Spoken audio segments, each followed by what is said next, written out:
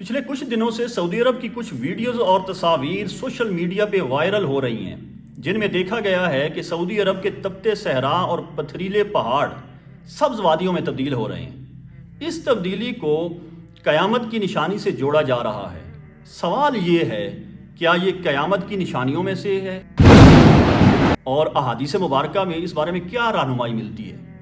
مکہ کا وہ خشک ترین پہاڑوں کا علاقہ کہ جہاں ہزاروں سال سے کسی سبزے، ہریالی اور گھاس کا نام و نشان تک نہیں تھا، اچانک بارشیں ہوئیں اور وہ ہرے باغ کا منظر پیش کر رہا ہے۔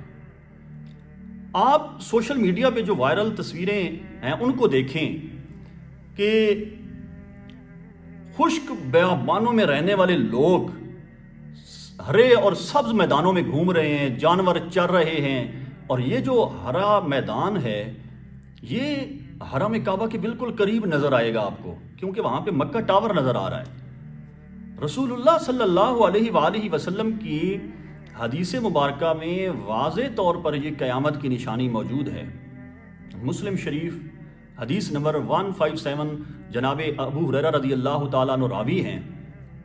آقا کریم علیہ الصلوۃ والسلام نے ارشاد فرمایا، قیامت اس وقت تک قائم نہیں ہوگی جب تک مال و دولت کی کثرت نہ ہو جائے، یہاں تک کہ ایک شخص اپنے مال کی زکوٰۃ لے کر نکلے گا، اس سے کوئی زکوٰۃ لینے والا ملے گا ہی نہیں، وہ آوازیں دے گا، کوئی اس سے زکوٰۃ نہیں لے گا۔ اور پھر حدیث کا آخری حصہ ہے، آقا علیہ الصلوۃ والسلام نے فرمایا، عرب کی بنجر زمینیں چراگاہوں اور نہروں کی طرف لوٹ آئیں گی۔ بینگا مسلم ہمارا یہ ایمان اور عقیدہ ہے کہ رسول اللہ صلی اللہ علیہ وآلہ وسلم نے آج سے 1400 سال پہلے جو پیشن گوئی کی تھی وہ حرف بہ حرف پوری ہوگی۔ لیکن کیسے پوری ہوگی؟ آپ دیکھیں کہ جس چیز کا تصور کرنا بھی مشکل تھا کہ 1400 سال سے عرب کے خشک کالے پہاڑ، ہریالی کا نام و نشان تک نہیں، لیکن اچانک بارشیں ہوئیں اور ان بارشوں سے ہریالی ہونا شروع ہو گئی۔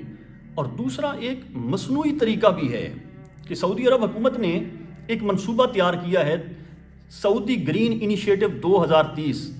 اس منصوبے کے مطابق ان کا ٹارگٹ ہے کہ ہم صرف سعودی عرب نہیں، پورے عرب خطے کے اندر جتنے بھی خشک اور ویران پہاڑ ہیں اس عرصے میں ہم ان کو سبز کھیتوں میں تبدیل کر دیں گے مصنوعی بارش کے ذریعے۔ اور یہ بھی منصوبہ ہے کہ ہم 2030 تک پورے عرب میں 50 بلین کے قریب نئے درخت لگائیں گے، جس میں سے 10 بلین صرف سعودی عرب میں لگیں گے۔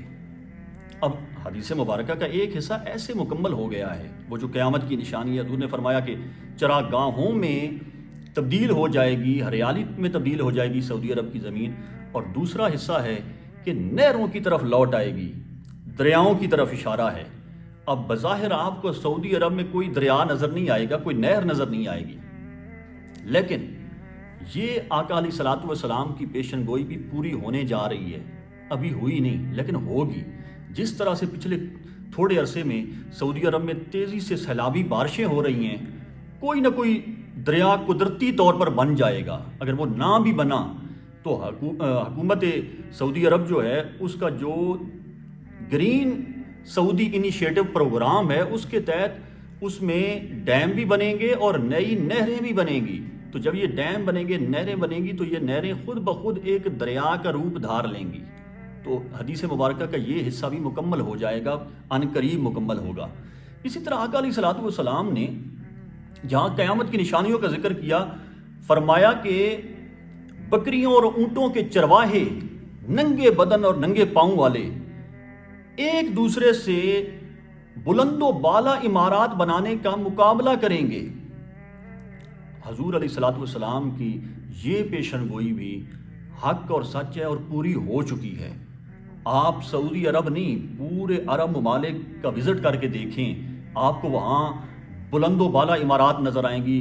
بالخصوص دبئی میں دنیا کی بلند ترین عمارت برج خلیفہ جب بنی تو اس کے فوراً بعد سعودی شہزادہ ولید بن طلال نے یہ اعلان کیا کہ ہم جدہ میں برج خلیفہ سے بھی بلند و بالا عمارت تعمیر کریں گے، اس پہ کام شروع ہو چکا ہے۔